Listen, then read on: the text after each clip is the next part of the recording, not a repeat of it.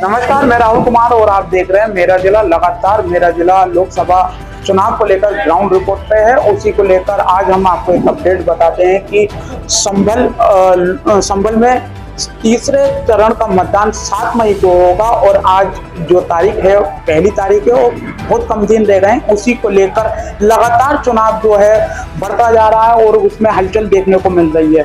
आपको बता दूं कि संभल में किसानों को मनाने के लिए, किसानों की आवाज को सरकार ने क्या क्या काम किए हैं, उसी को लेकर आरजेडी के राष्ट्रीय अध्यक्ष जयंत चौधरी यहां पहुंचेंगे। उनकी तैयारियों को लेकर कार्यकर्ता में बैठक हुई है, उसी को चर्चा को लेकर हम इनसे बात करेंगे कि जयंत चौधरी का प्रोग्राम लगा है संभल के अंदर, किस तरह से किसानों को लेकर बातचीत रहेगी। देखिए, हमारे राष्ट्रीय अध्यक्ष जी 4 तारीख को संभल लोकसभा के हजरत नगर गढ़ी के रामलीला मैदान में चुनावी जनसभा को संबोधित करेंगे। उसी की तैयारियों में लेकर आज हम लोग गांव-गांव भ्रमण कर रहे हैं और लोगों से जनसंपर्क कर रहे हैं। इसी के सिलसिले में आज हमने एक अपनी कार्यकारिणी की मीटिंग की थी और एक जो वहाँ से फीडबैक मिल रहा है, लोगों में एक उत्साह है और उम्मीद ये है कि एक अच्छी तादाद में लोग वहाँ उनको सुनने के लिए पहुँचेंगे। किसानों का जो मांगे हैं इस बार क्या रहेंगी? क्योंकि अभी हमने फिलहाल में देखा किसान जो हैं धरना प्रदर्शन करते रहे सरकार के खिलाफ। देखिए, आपका सवाल है किसानों की क्या मांगे रहेंगी, ये तो अब आने वाला वक्त बताएगा क्या मांगे रहेंगी। मगर ये कि राष्ट्रीय लोकदल हमेशा ही और किसानों की, कमेरों की, सारे समुदायों की लड़ाई लड़ता रहा है। जब हम अपोजिशन में थे, इस वक्त हम सत्ता में है, तो जो भी उनकी समस्याएं हैं हमारे राष्ट्रीय अध्यक्ष जी हर उसमें अपने कहते हैं कि उनकी समस्याओं का समाधान आसानी से होगा। क्या इसी कारण समाजवादी से नहीं बन पाई तो आपने एनडीए का सहारा लिया? किस मुंह से नहीं बन पाई? आप सवाल थोड़ा सा। मैं ये चाहूँगा कि जैसे कि अभी किसान परेशान रहे, किसानों की एक मांग रही है, एमएसपी का मुद्दा रहा काफ़ी, लेकिन उस समय पर समाजवादी से आपका गठबंधन था। अब आप बीजेपी सरकार में शामिल हुए हैं, समर्थन है आपका, लेकिन किसानों का वही मुद्दा एमएसपी का फिर दोबारा लगातार उठ रहा है। नहीं, किसानों का जो भी मुद्दे होंगे, मुख्य मुद्दा किसान का है कि कैसे किसान आज सक्षम हो, समर्थ हो।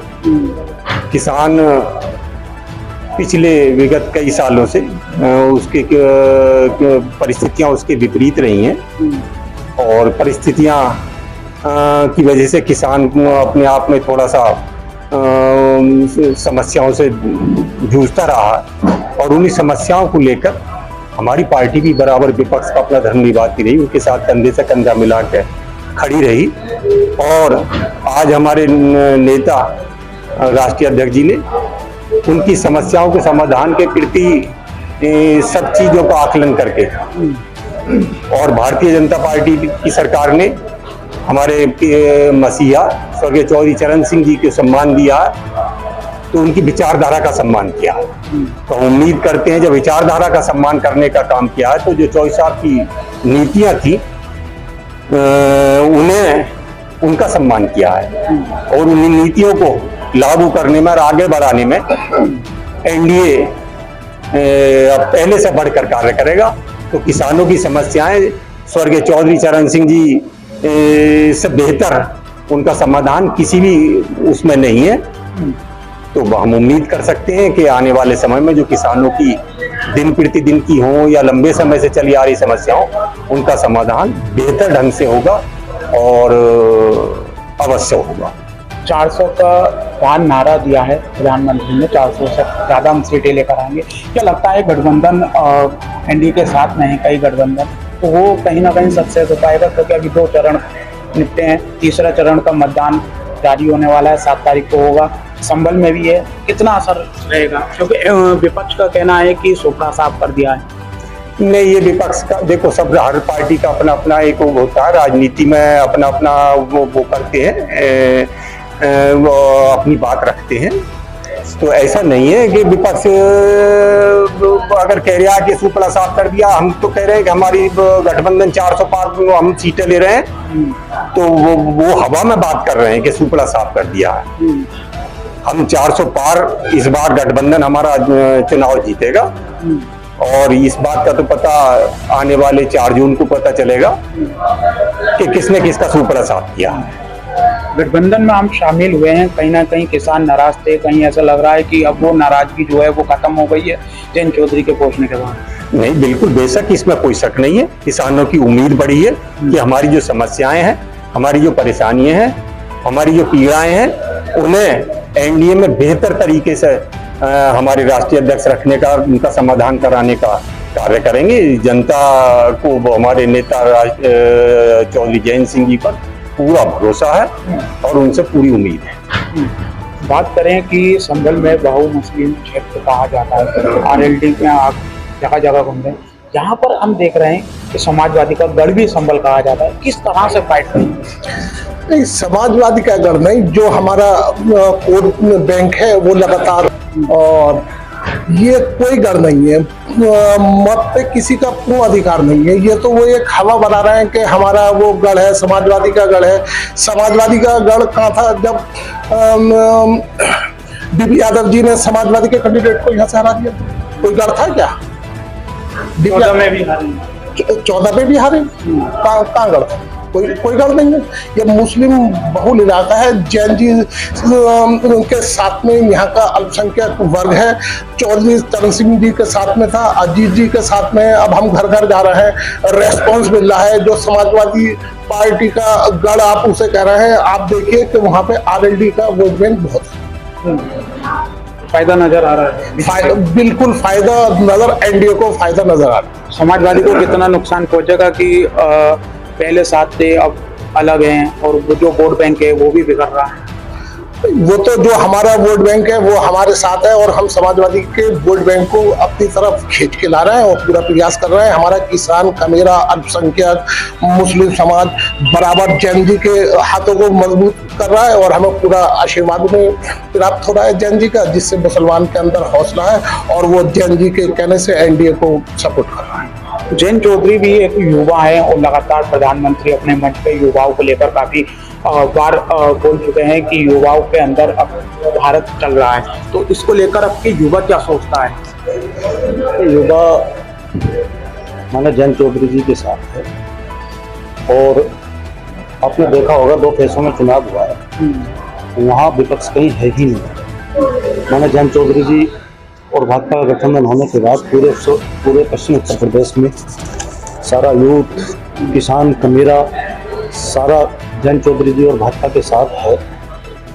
जब हमारे किसानों का कोई नुमाइंदा 10 साल से सरकार में नहीं था, किसानों को आस थी, आज हमारा वकील, मजबूत वकील सरकार में है, तो किसानों को यही आस है कि माननीय जयंत चौधरी जी किसानों की जो समस्याएं हैं उन्हें सरकार में रहकर पूरा कराने का काम करेंगे। लेकिन हमने एक बात देखी है, हम घूमे भी हैं और कई जगह घूमे हैं, लेकिन हम ये जानना चाह रहे हैं कि गाय की समस्या अधिकतर रहती है।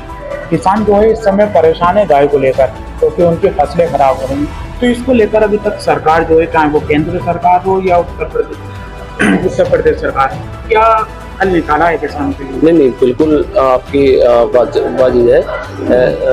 हमारे चौधरी साहब पहले से गठबंधन में नहीं थे, एनडीए गठबंधन में आज आए हैं, और लगातार हम इन चीज़ों का प्रयास करेंगे, और किसानों की जो मांगे हैं और जो भी आपने गाय की बताई, ये जो समस्याएं हैं इन्हें पूरा करने का काम करेंगे। और मानते हैं कि कहीं ना कहीं छुट्टा फसलों से किसान परेशान है? ना, ऐसा कुछ नहीं है, किसान परेशान नहीं है, लेकिन ये सब पशु सब हम लोगों के ही हैं। आज सड़क पर घूम रहे हैं तो इनका रहने का ठिकाना नहीं है। कुछ हमारे पशुओं का इंतजाम हमारी गवर्नमेंट ने, केंद्र सरकार ने, प्रदेश सरकार ने किया, और आगे आने वाले समय में हम पशुओं का भी कोई ना कोई हल हमारी सरकार निकालेगी। एनडीए गठबंधन सरकार हमारी प्रयासरत है। अभी जो गाय का जिक्र किया, लगातार सरकार गौशालाएं बना रही है, और जब हम पूरी मजबूताई से और जब आएंगे तो निश्चित और ज्यादा वो होंगी और सभी मांगों को पूरा किया जाएगा।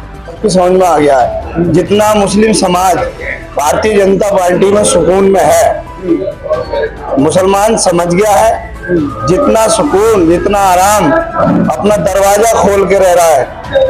गुंडागर्दी नहीं है, भूमाफिया नहीं है, समझे। जो गुंडागर्दी, जो गुंडों का राज है, वो खत्म है। आज भारतीय जनता पार्टी में मुसलमान समझ गया है, मुसलमान भारतीय जनता पार्टी के साथ है।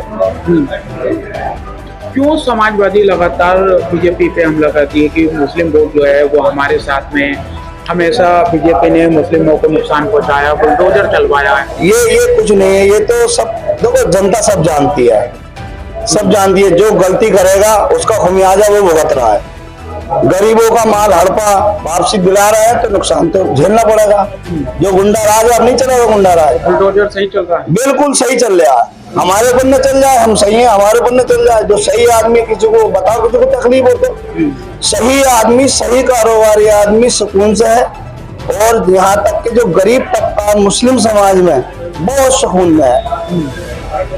तो देखा कि यहाँ पर लोगों ने अपनी बात बताई। और आपको बता दूं कि फिर एक बार 4 तारीख को यहाँ पर जयंत चौधरी आएंगे और वो कहीं ना कहीं किसानों की जो हक की बात है वो सरकार तक पहुँचाएंगे, और जो सरकार के किसानों को द्वारा जो उन्होंने लाभ दिया है उसको लोगों को समझाएंगे। और भी जगह चलेंगे और जानेंगे कि जनता का क्या मूड है। लोकसभा ग्राउंड रिपोर्ट मेरे साथ देखते रहिए। संभल से मेरा जिला के लिए राहुल कुमार।